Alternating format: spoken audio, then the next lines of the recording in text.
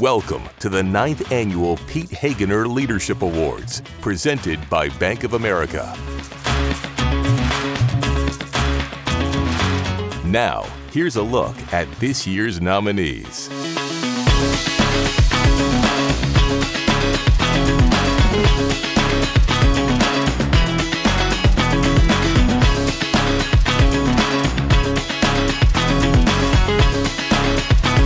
Let's hear from our three finalists, starting with Russ Blackburn, answering questions from Anthony Westbury.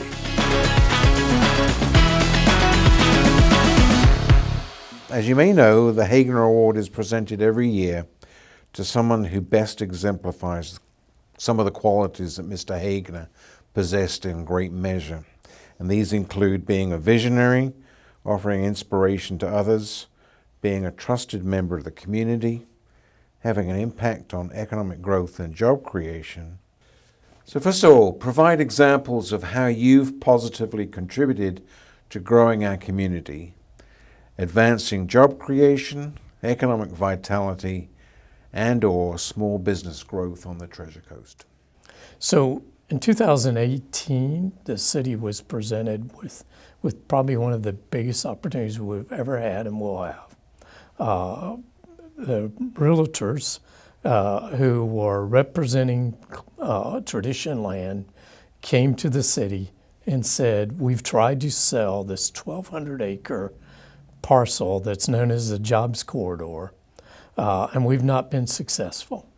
And so the city ultimately, working with the city council, so the mayor, and I and our team, we decided to recommend to the city council that we accept the land and that the city would work to make the Jobs Corridor a reality. We also helped TAMCO, which is a 400,000 square foot manufacturer, assembler of lighting. So another opportunity the city has had is City Center. And now the city owns this 20 acres right on US 1. It has enormous potential for our community, really as a major economic hub. Without our work, it wouldn't have happened. Okay. Second question, other than what we've just discussed, have you been actively involved in other meaningful initiatives that support the long-term economic growth of our area? We've been very, very fortunate as a community that our voters have approved a infrastructure sales tax. Port St. Lucie and St. Lucie County, Fort Pierce all work together as a team.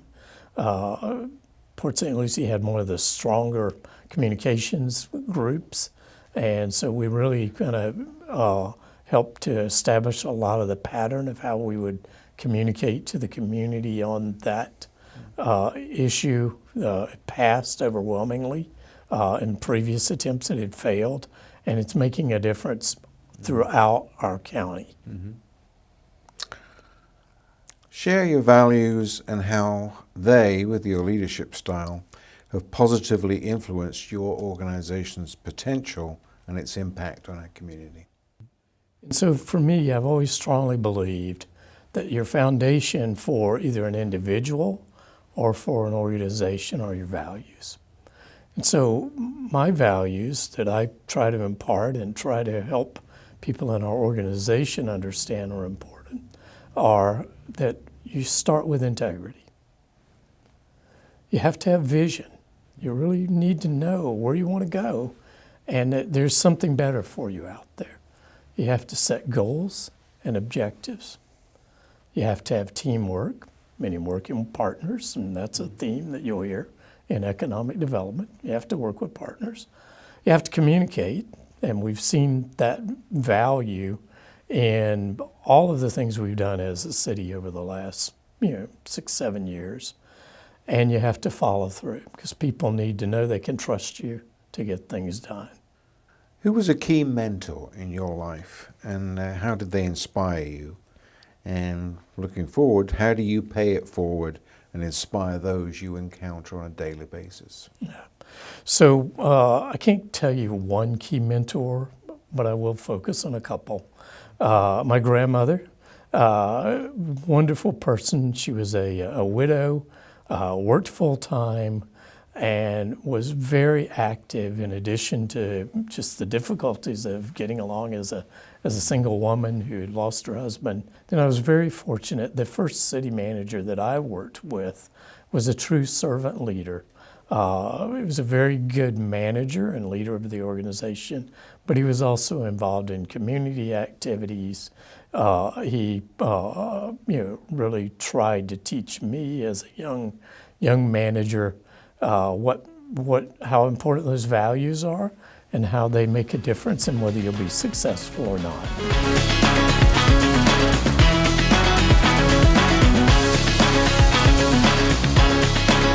Our next finalist is Larry Lee Jr. Provide examples of how you've positively contributed to growing our community, advancing job creation, economic vitality, and/or small business growth on the Treasure Coast. Well, thank you, Anthony, for those questions. And I would have to go back to 1979 when I moved here. The very first thing I did was join the St. Lucie County Chamber of Commerce. I didn't even have a business, but having been involved in a chamber in Sylvania, Georgia, I knew the importance of being involved in the chamber and how it is the economic engine of a community.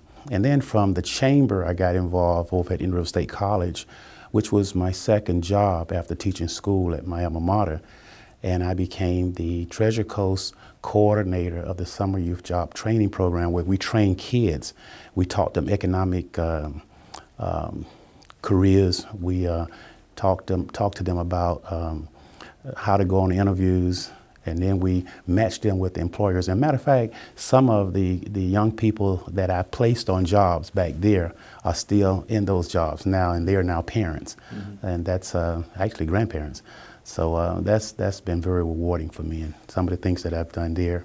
Working with Bruce Abernathy, who was also the president of the chamber, there was an effort once to divide the chambers. Port St. Lucie wanted one, Fort Pierce, and I was a part of that effort to keep the chambers united, because a united chamber is a stronger chamber.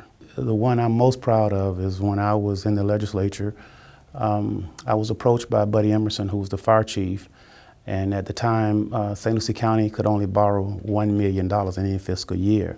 And that was so outdated over 30 years, and with our growth, $1 million was not a lot of money. Matter of fact, you could spend that on a fire station and not even be able to equip it with the equipment that's needed to operate it.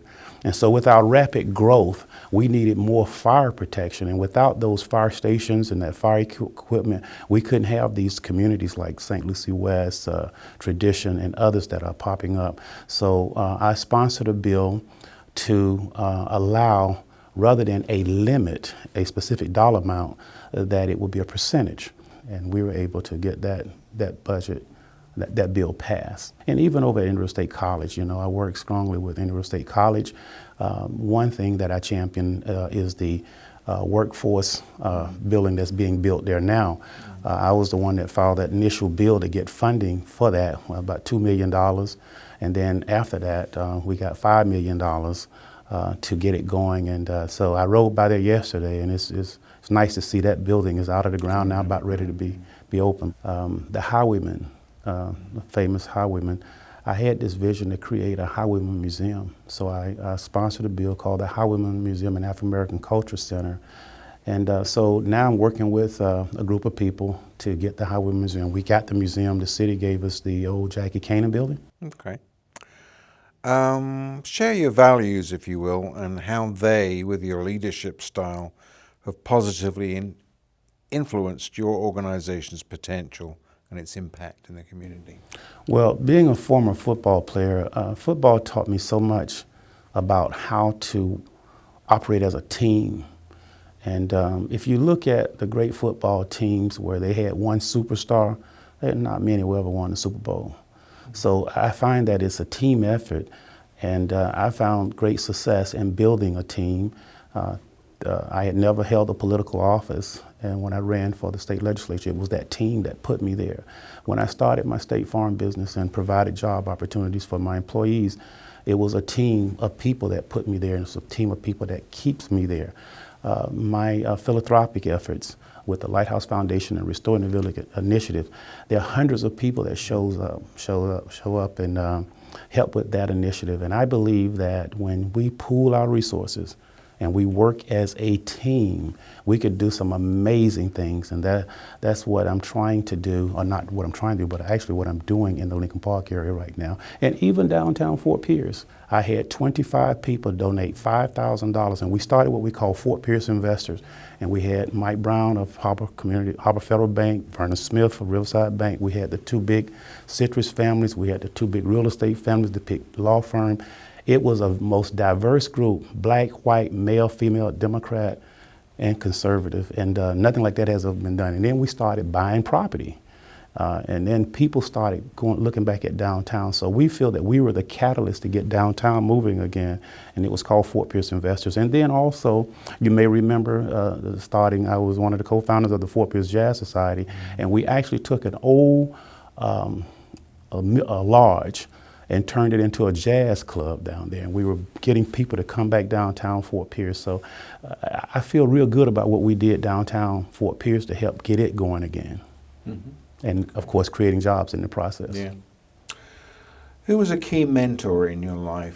Well, there were many, and I would like to single out my father being one. My father had only a third grade education, and he taught me so much.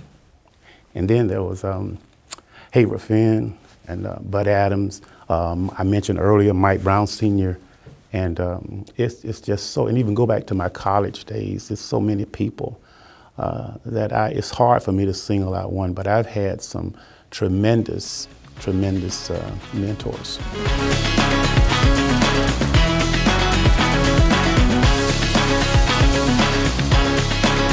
Our third finalist is Charlotte Bireley.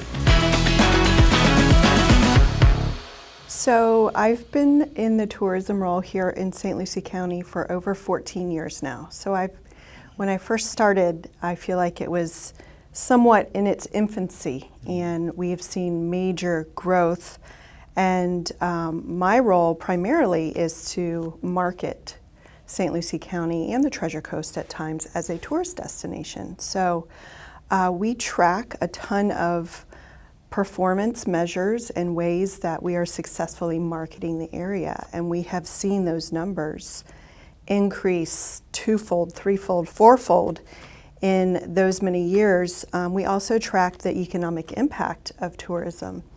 And in 2016, which wasn't all that long ago, visitor spending in St. Lucie County was about $500 million. And just in 2021, it was $553 million. So it's been a huge growth. And I like to think that us marketing the destination has contributed to that. And when you have visitor spending, it creates more jobs. Mm-hmm. So, we really emphasize supporting our small businesses to visitors and the mom and pop stores and restaurants. So, those are areas that we focus on when we market the destination. Other than what we've just discussed, have you been actively involved in other meaningful initiatives that support the long-term economic growth of our area? I've been given the opportunity to work on other projects that can move the county forward. And so I've had, fantastic experience working with county administration as well as other departments. Specifically, I'm very involved right now in marketing the airport, which we know for many, many years was an underutilized asset here in the county. I was involved in helping the county pass the infrastructure sales tax, which contributes to the infrastructure of the county and roads and sidewalks and cleaning our waterways. And whenever a business expands or wants to relocate here, they want to make sure there's a good infrastructure because it adds to their operations and to the quality of life of the folks and the employees that are moving here. working with the Indian River State College's Culinary and Hospitality Institute, which is fairly new to the college.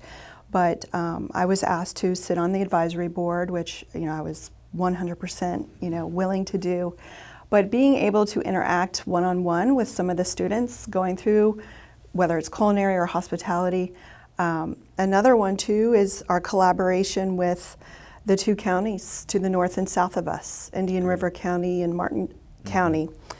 We collectively market the Treasure Coast as a tourist destination, and it's not really like a super formal partnership. We just know that combining our resources and combining our budgets in today's global marketplace for travel makes sense for us. Makes a lot of sense, yeah. And so we partner together on some bigger campaigns that we can all pitch in on, and sometimes get Visit Florida to co-op on as well, and get the Treasure Coast name out in markets that we otherwise wouldn't be able to afford to market in. Share your values and how they, with your leadership style, have positively influenced your organization's potential and its impact on the community. So I have a Post-it note that I move around with me, what I like to call my career core values. And just a few of them, which I guess would be the answer to this question. A few of them that come to mind is, number one, integrity. If you make a decision with integrity, no matter what the outcome, whether it's good or bad, if you made it with integrity, you're never going to regret it. So I always try to keep that front and center. Collaboration, I spoke a lot about collaboration. Dedication, I think it shows. I'm dedicated. I try to show my dedication and my passion in my job every day, and I enjoy it because I truly enjoy doing what I do. So I am definitely dedicated to it. Adaptable. The environment changes so frequently, whether it's travel or just the community. Always being aware of how you want to pivot or adapt. That's also on my list. So those are maybe a few highlights of some of my values. Okay. Can you tell me who was a key mentor in your life and how did they inspire you? How do you pay it forward and inspire those that you encounter on a daily basis? So I have a couple of mentors, but I'm going to highlight two of them specifically. The first one is my very first boss. And she was a woman, and I'm still in touch with her today. She's a good friend of mine, but she really taught me, at the time where I worked, it was still very much a male-dominated industry. And she just taught me professionalism, and she taught me how to manage expectations, and to really just, how to succeed as a woman in your career. And then my next one would definitely be my stepdad, who pretty much raised me since I was a toddler. He was a very successful man. He ran, manufacturing companies and was the top guy, CEO at times. But one thing I observed, and one thing he always stated, was you treat everyone with respect, no matter if they're high on the totem pole or, just starting. Like, if you treat everyone with respect, they're going to treat you the same. And so that is certainly just one small takeaway I got from him. But he was, he spoke to everybody, and I think it means a lot just to pay it forward. That's what you should do.